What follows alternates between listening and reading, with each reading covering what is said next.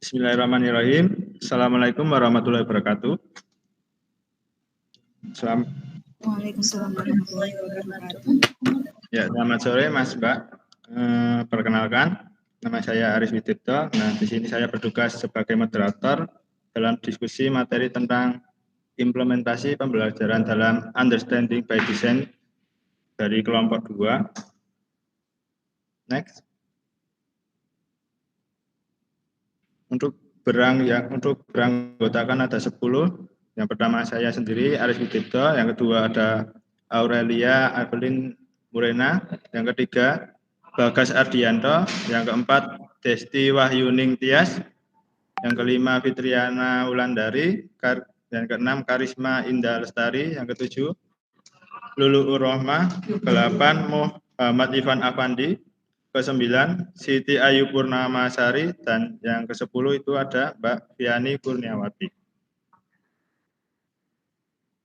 Lanjut. Nah, untuk pertanyaan yang pertama, kegiatan mana yang sering Anda lakukan? Itu kegiatan 1, 2, atau 3. Nah, dan mengapa kelompok Anda memilih kegiatan tersebut? Jelaskan. Next. Untuk jawabannya dari kelompok 2, itu kegiatan guru, kita memilih kegiatan 2, yang mana yaitu metode kegiatan 2 yaitu metode fasilitas dan konstruktivisme. Dan untuk kegiatan siswa yaitu kegiatan 2 yaitu tentang membangun, memeriksa, dan memperluas. Nah, selanjutnya akan dijelaskan oleh rekan dari kelompok 2. Oke, terima kasih. Di sini saya akan melanjutkan kegiatan yang dilakukan oleh guru, yaitu kegiatan 2 mengenai metode fasilitatif atau konstruktivis. Terdapat 12 poin pada kegiatan 2 ini, diantaranya yang pertama, pencapaian konsep, yang kedua, pembelajaran kooperatif, yang ketiga, diskusi, yang keempat, pertanyaan eksperimental, yang kelima, representasi grafis, yang keenam, pertanyaan terpandu, yang ketujuh, pembelajaran berbasis masalah, yang kedelapan, pertanyaan terbuka, yang ke-9, pengajaran timbal balik, yang ke-10, simulasi, misalnya uji coba tiruan, yang ke-11, seminar Sokrates, dan yang ke-12 adalah proses penulisan. Next. Untuk selanjutnya akan dijelaskan oleh rekan saya. Oke, baik. Di sini tindakan guru. Kegiatan yang sering kelompok kami lakukan adalah kegiatan 2, yaitu dengan metode fasilitatif atau konstruktivisme, dikarenakan dari kegiatan beberapa diantaranya sudah kami lakukan dalam kegiatan pembelajaran di kelas. Misalnya, kami telah melaksanakan pembelajaran yang mencapai konsep, melakukan kegiatan diskusi, dan pembelajaran kooperatif dengan melibatkan peserta didik untuk mengerjakan LKPD yang telah diberikan. Kami juga telah melaksanakan pembelajaran dan model problem-based learning yang berbasis masalah. Dari hal tersebut, terdapat pertanyaan baik bersifat terbuka, eksperimental, maupun pertanyaan terpadu.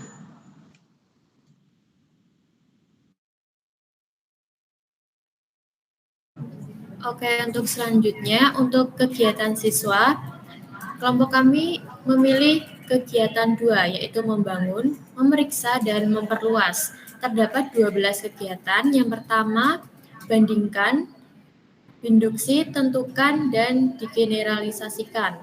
Yang kedua, berkolaborasi, mendukung orang lain, dan mengajar.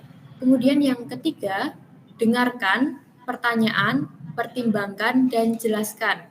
Keempat, hipotesis, kumpulkan data, dan analisis. Yang kelima, visualisasikan, hubungkan, dan hubungkan peta. Selanjutnya yang keenam, pertanyaan, penelitian, simpul, dan hubungan.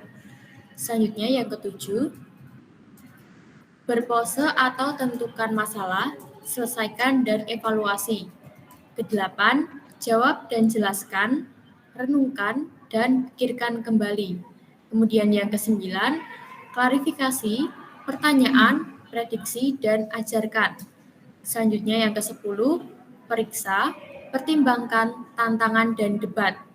Yang ke-11, pertimbangkan, jelaskan, tantang, dan justifikasi. Untuk yang terakhir, brainstorming, mengatur, menyusun, dan merevisi.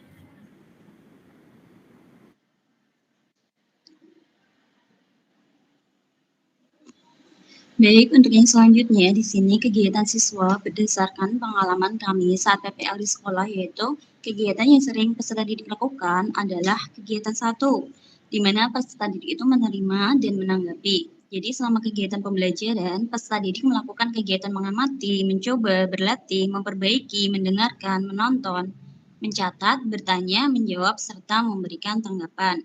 Jadi di sini peserta didik itu masih banyak yang pasif, perlu diarahkan dan dipancing dulu untuk mengikuti pembelajarannya. Hanya beberapa peserta didik yang aktif dan antusias mengikuti kegiatan pembelajaran, khususnya pada pembelajaran matematika. Peserta didik masih beranggapan jika tidak menyukai atau tidak sesuai dengan passion mereka, maka mereka sedikit enggan untuk mengikuti kegiatan pembelajaran. Baik, untuk selanjutnya akan dijelaskan oleh rekan saya.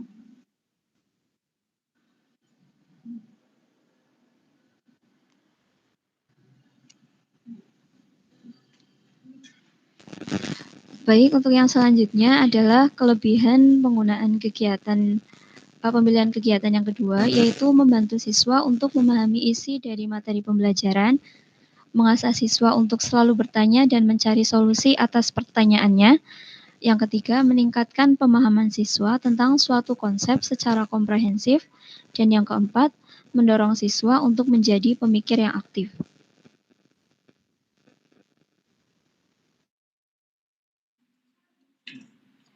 Baik, untuk selanjutnya ada kekurangan. Di sini seorang guru dengan metode fasilitatif atau konstruktivis harus menjadi fasilitator yang baik dalam proses pembelajaran karena membutuhkan waktu yang lebih banyak dalam perancangannya karena hasil yang baik itu diperoleh dari ide dan juga kerja keras yang baik. Untuk pertanyaan kedua adalah kegiatan mana yang menurut Anda cocok dan sesuai untuk peserta didik kekinian? Jelaskan.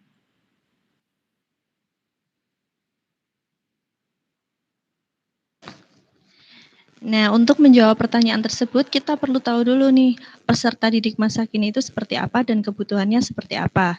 Nah, peserta didik masa kini dihadapkan dengan tantangan keterampilan abad 21, di mana pendidikan harus berpihak pada peserta didik untuk memberikan ruang bagi peserta didik agar bisa mengasah dan menyalurkan keterampilan dan kemampuannya secara mandiri dan kreatif.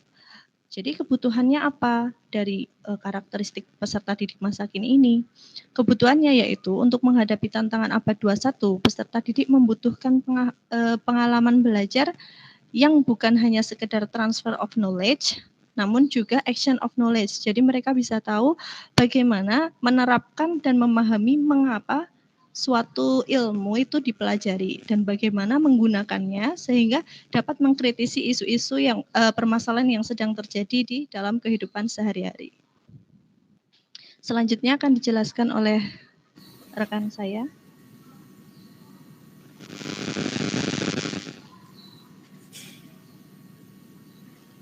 Oke, untuk yang selanjutnya, untuk pertanyaan kedua tadi kan kegiatan mana yang menurut kita cocok dengan sesuai untuk peserta didik kekinian. Nah, menurut kelompok kita itu dari kegiatan guru itu kegiatan 2 dan untuk kegiatan siswa itu juga kegiatan 2.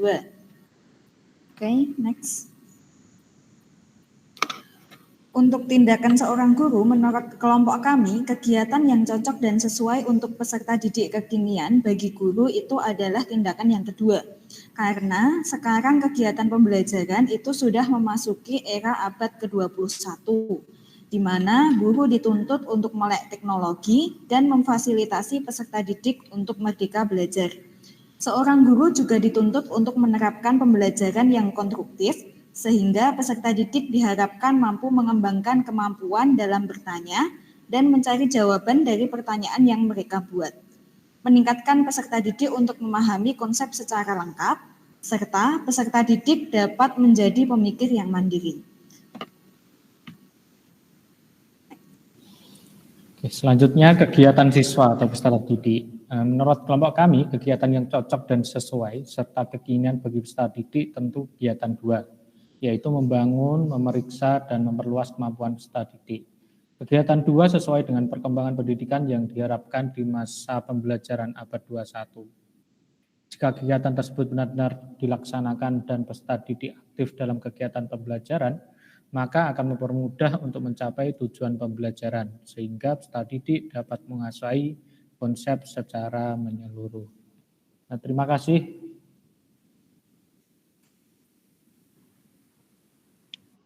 Nah, demikian tadi hasil presentasi dari kelompok 2. Sebelum kita akhiri, mungkin dari audien ada yang mau bertanya? Monggo. Saya izin bertanya, Mas. Ya, baik. Mbak Ayu Mai. Oke, terima kasih kesempatannya. Perkenalkan, nama saya Ayu Melestari. Saya izin bertanya ya, teman-teman, Mas-Mbak semua. Jadi tadi berdasarkan presentasi Mas-Mbak semua, di sini memilih untuk kegiatan 2 ya, yaitu guru menggunakan metode fasilitatif atau kemudian juga yang siswa itu menggunakan kegiatan kedua juga, yaitu membangun, memeriksa, dan juga memperluas. Nah, pertanyaan saya, apa aja sih kendala ketika memilih metode kegiatan yang kedua itu? Terima kasih.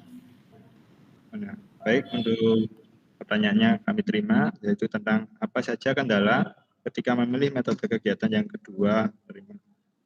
Nah, mungkin dari rekan kami kelompok 2, monggo yang mau menjawab dari pertanyaannya dari Mbak Ayu Mai.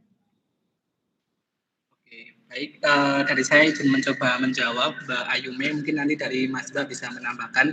Jadi alasan dari kami memilih kegiatan 2, memang kegiatan 2 itu sangat unggul atau sangat hasilnya sangat memuaskan yang diterapkan kepada peserta didik. Karena nantinya hasil belajar dari peserta didik bisa berupa pengetahuan, psikomotor, sampai dengan sikapnya itu menjadi hal yang sangat bagus seperti itu. Jadi kegiatan 2 itu lebih unggul dari kegiatan 1 ataupun kegiatan 3. Untuk kendalanya tersendiri di dalam proses tersebut, kegiatan 2 itu perlunya seorang guru yang profesional seperti itu, perlunya seorang guru yang sangat baik dalam menjadi fasilitator pembelajaran. Karena apa? Di dalam kegiatan 2 itu berpusat pada siswa. Jadi semua istilahnya kebutuhan dan juga fasilitas yang harus siswa miliki itu harus disediakan oleh seorang guru seperti itu. Jadi guru itu membutuhkan waktu yang lama dalam penyusunan, perancangan sampai dengan pelaksanaan seperti itu. Memang pada hasil akhirnya itu berpusat pada siswa, namun seorang guru harus menyiapkan terlebih dahulu semua perencanaannya seperti itu. Mungkin dari Mas Mbak yang lain ada yang mau menambahkan?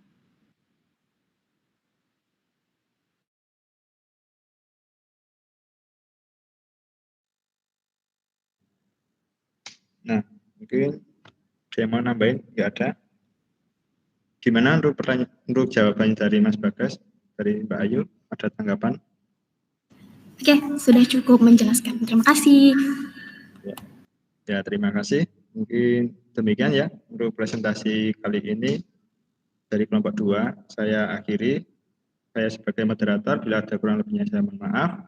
Assalamualaikum warahmatullahi wabarakatuh. Waalaikumsalam.